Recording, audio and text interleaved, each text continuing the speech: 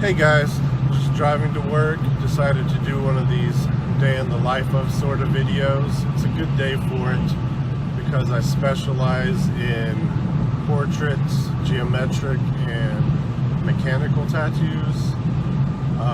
And today I'm doing a mechanical and a geometric. So it's a good day to record everything. Figured I'd start with the beginning of the day. I live in Fort Worth. The shop is in Addison, so it's a nice long hour or more commute to work. I listen to a lot of podcasts, a lot of vlogs. That's what sort of inspired me to do this sort of thing. I will watch your vlog, honestly, even if I'm not that interested in you, because I think it's nice to see what's going on in people's lives. Remind yourself that they're not all just extras in a movie. You know, we're all part of this giant organism, and we're really confined to this narrow vantage point. So it's good to see other perspectives, other people's problems, how they're navigating through it, that sort of thing. This will have none of that, just my tattoos. But I'm heading to work. I'll see you when we get there. Okay, so just pulled into work. That's my humble little shop there. People have been asking a lot, so what the deal is, why I'm back in Dallas, is I opened this shop. Well, first I started using the name Dallas Tattoo and bought DallasTattoo.net in 2010. Opened up this shop in 2012. It was really meant to just be a private studio for me. Took on Travis Chick as an apprentice. The same time he was finishing his apprenticeship, I was getting ready to move to Denver, so I sold the shop to him. But I would come back and do guest spots. And on my last guest spot, I was leaving Colorado, coming back to do some tattoos. And he said, hey man, why don't we partner up? If we join forces, maybe we can grow the shop and, you know, expand into a bigger place. So that's what we're doing. Now we're business partners, and we're actually looking for a new location to grow and expand. Let's go in and do some tattoos.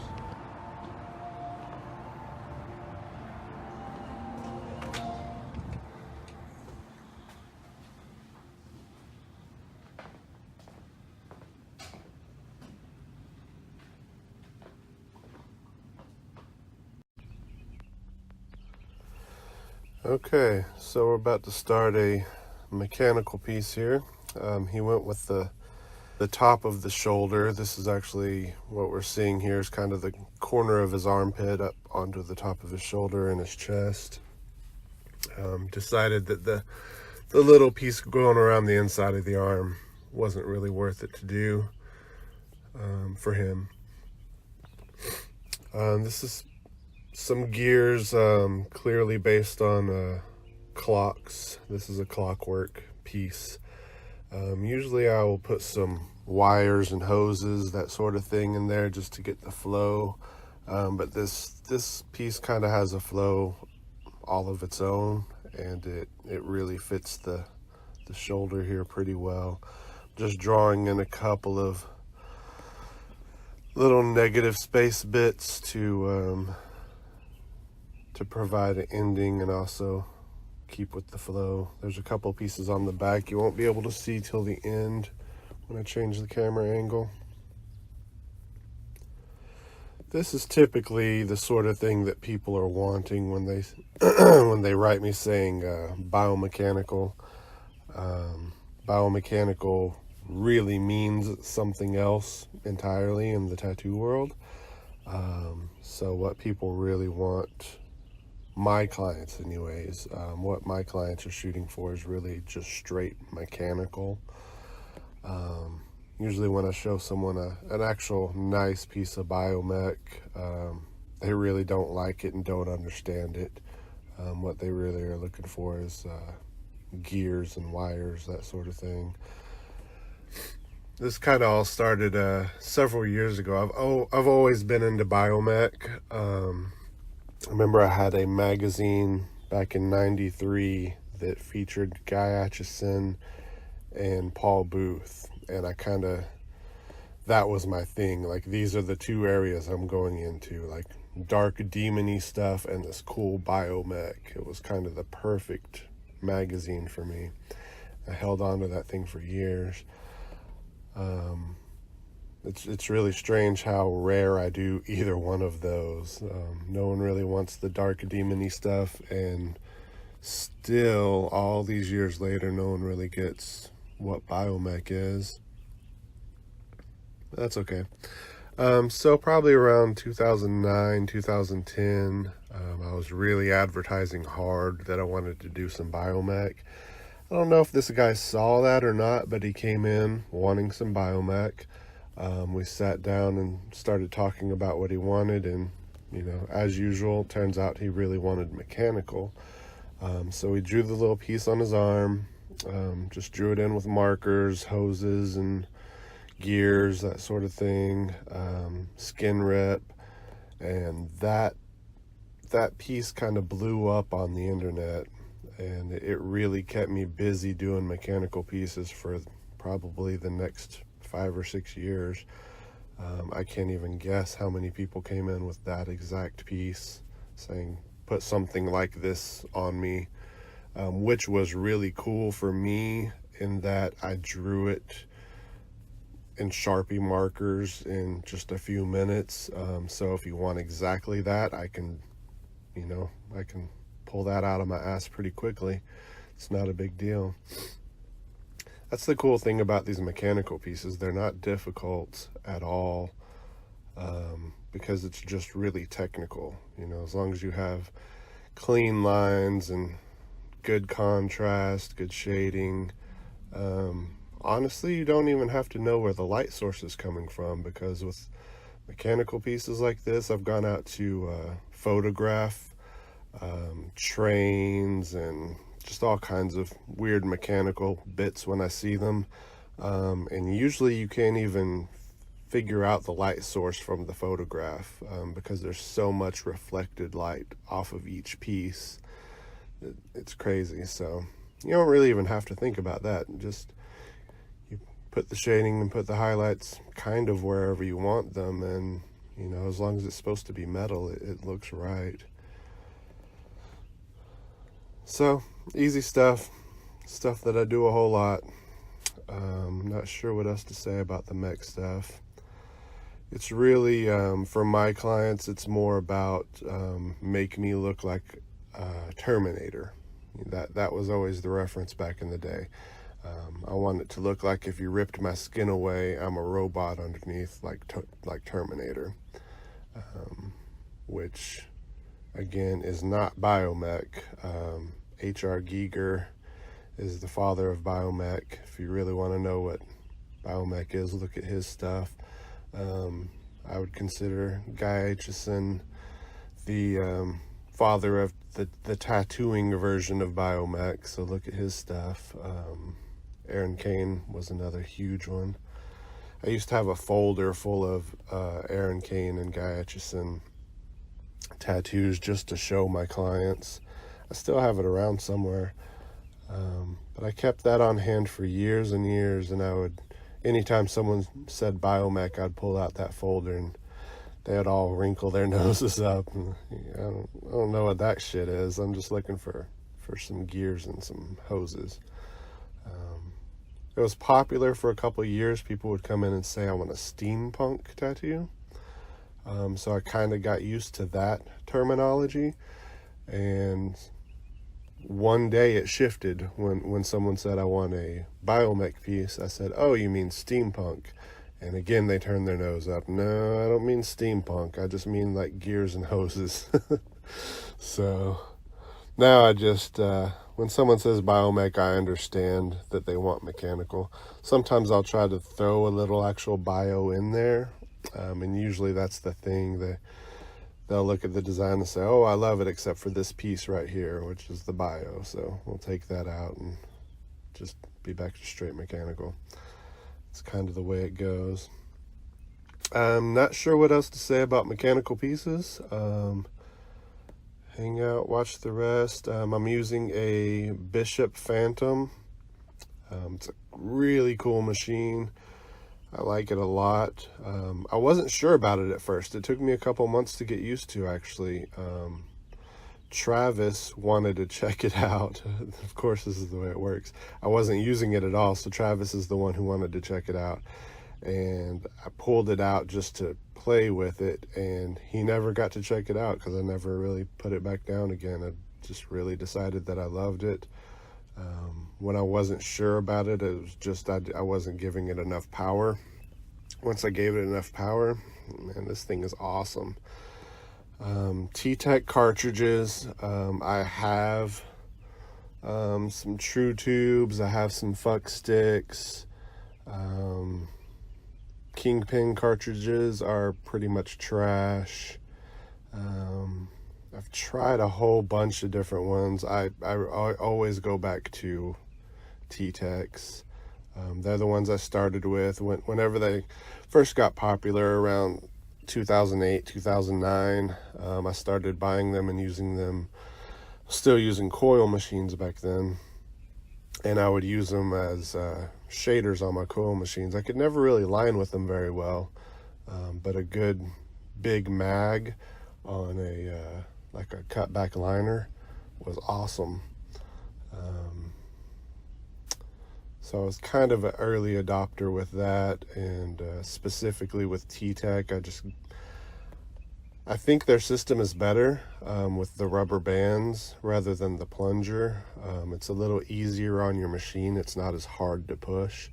So a lot of times if I think the machine is crap and I'm using a plunger style cartridge, I'll pull it out, put a T-Tech in, and realize the machine is fine. That cartridge was just putting up a little too much resistance for it. Alright, well, that's all I got on mechanical. Watch this next little bit or fast forward, and our next tattoo will be a Dotwork Mandala. About to get into the shading on this one. Line work is all done.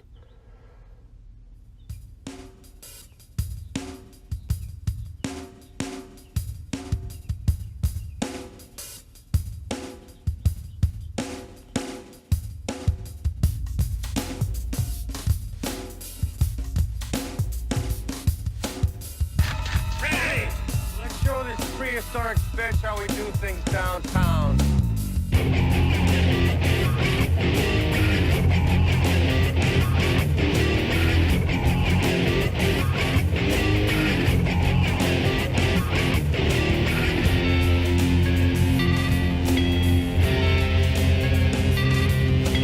Spangler, I'm with Bateman. He got slimed. That's great, Ray. Save some for me.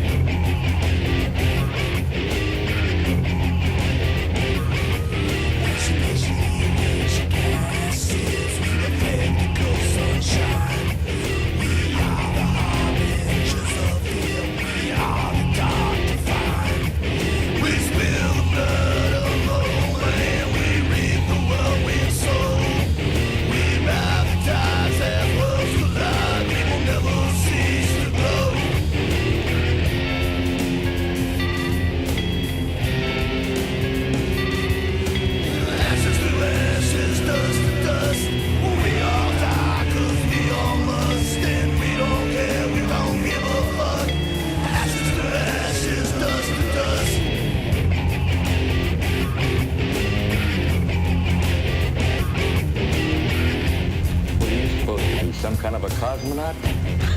No, we're exterminators. Somebody saw a cockroach up on 12. That's gotta be some cockroach. Bite your head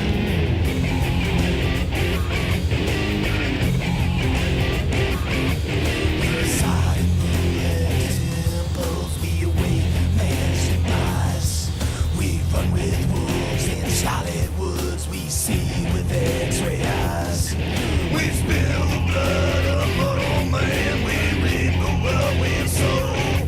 We ride the tides as worlds collide. We will never cease to glow.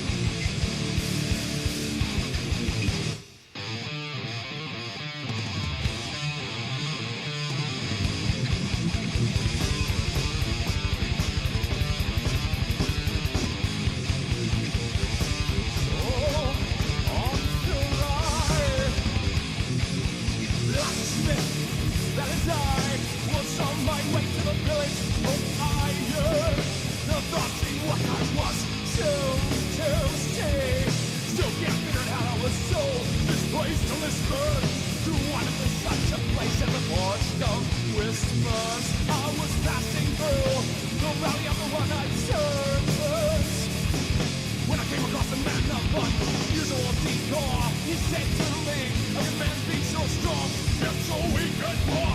But now, are you sure?"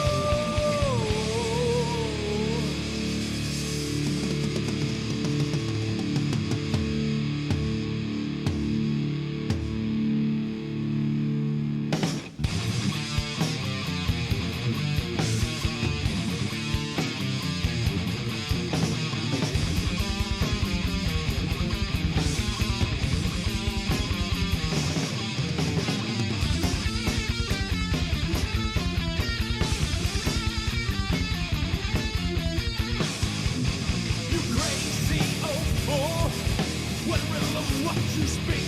Come with me, you'll find the secret of your soul. I was a weaker link, my journey now tension better. The tension onto me, did I expect what would show me?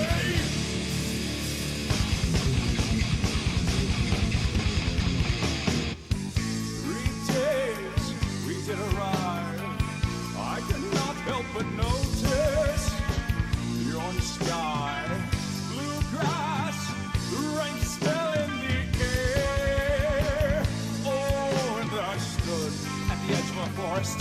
It was petrified, or was it I proceeded in the forest of whispers. The sky grew black as storm, and begun to start to hear whispers. The deeper when the louder it got, there was no one there.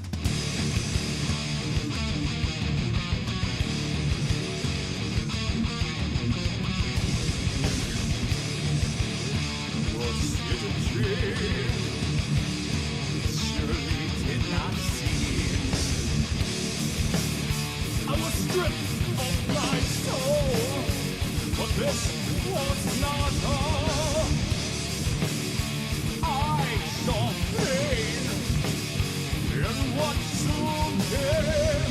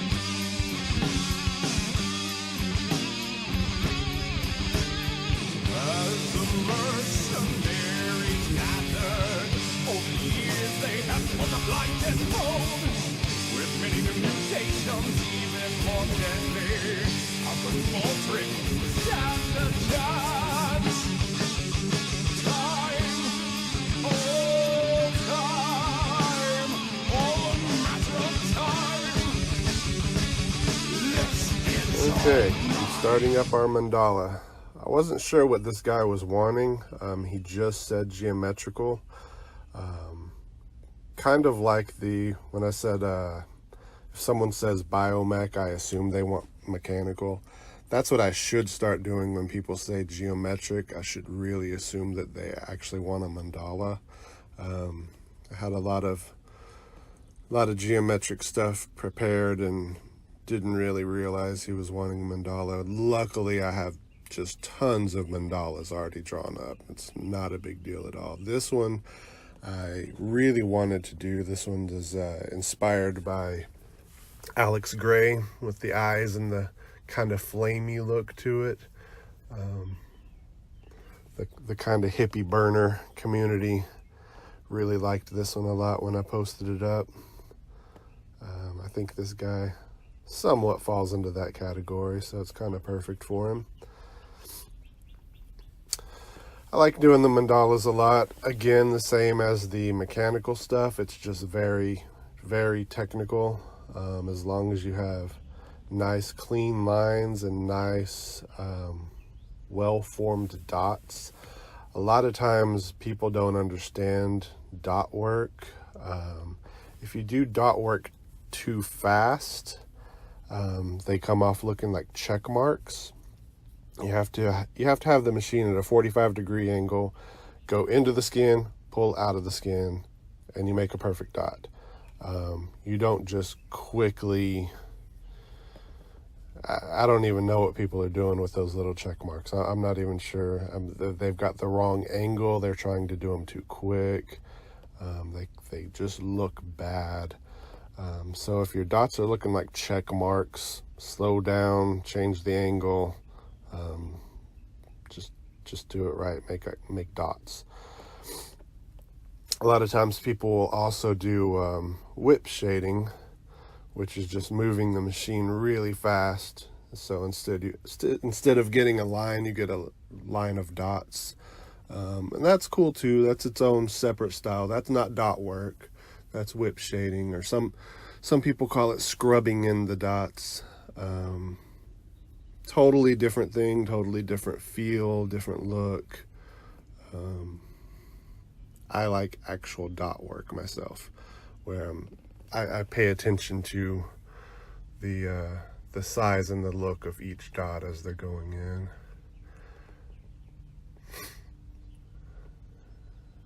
I wanted to do these for years. I was a big fan of Damon Rowenchild back in the day. He was the only guy that I knew of that was doing dot work, and I was a huge fan of his. I would try to talk people into it all the time, and kind of like the Biomech, no one really got it at all for years and years until Thomas Hooper came out, and people really liked the work he was doing. He had a different take on it, especially just doing the black dots. I think it made a real big difference, the contrast in his pieces. Also that he was doing the, mandalas, which were cool, are still cool. Yeah, so once I was able to show Thomas Hooper work instead of showing Damon Rowenchild's work, then people got it. And it was like, okay. Still, a lot of people were hesitant. It really took, again, one significant piece. I had a school teacher come in, and she said her husband had determined that my detail work and my mechanical pieces meant that I would be able to, or possibly be interested in, doing these geometrical dot work tattoos. And I don't know how he put that together, but he was right on. I was very interested. I'd wanted to do them for years. We did a huge flower of life on her upper arm, and went around the rest of her arm with some cool circle patterns. It was really cool for me because it was really easy to do. It was what I've wanted to do for a long time, and it really blew people's minds. Even the guys that were working with me were a little taken aback, a little surprised to be impressed with it, really. But they were cool. I posted her arm up on the internet, and the same thing happened as the mechanical. It was probably a good 5 years worth of work that came in off of her arm. People brought her photos in all the time. Now that I have so many other dot work photos up, hers kind of gets overlooked, which is kind of sad. They tend to bring in whatever was the last big piece that I posted. That's what everyone wants, which is cool. It keeps me evolving. I switched here. I was using the Bishop Rotary at the beginning. I switched actually from a 5-liner to a 9-liner because I like the way they make big, bold dots. Not only the lines, I relined some of the eyes, you can see, to make them a little bolder than the rest. But I really like these bold dots from the 9-liner. So I put a regular 9-liner from, this is actually the regular 9-liner from Unimax, which is actually a very tight 9. All of their needles run really tight. And this is a John Clark magnetic rotary that I'm using. Just amazing machine. I can't say enough about John Clark's machines. I've got a new one on the way from him. Very excited about, but I have 2 of these magnetic rotaries, and I just love them. You can do anything with them. They are a little bit heavy. That's the main reason. If I don't pick up the John Clark, that's the main reason.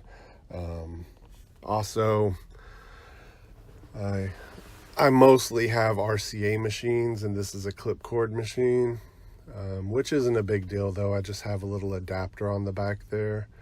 I think I got that from Deathless cords, I believe. I may be wrong on that. It may be Broordie. You can't go wrong with either one of those, Broordie or Deathless cords.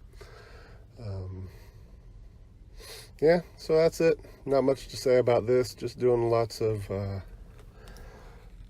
9-liner dots.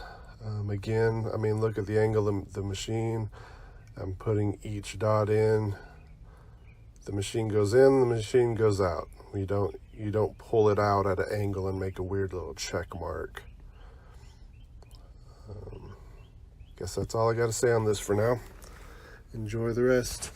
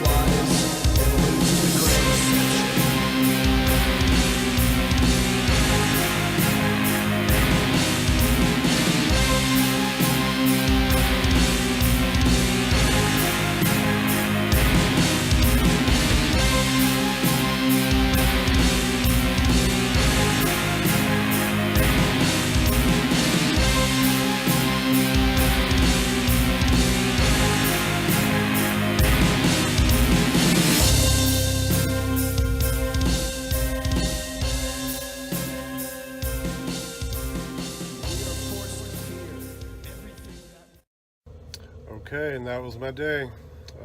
Time to go home. It's dark, it's late. It's about 9:30, 10, something like that.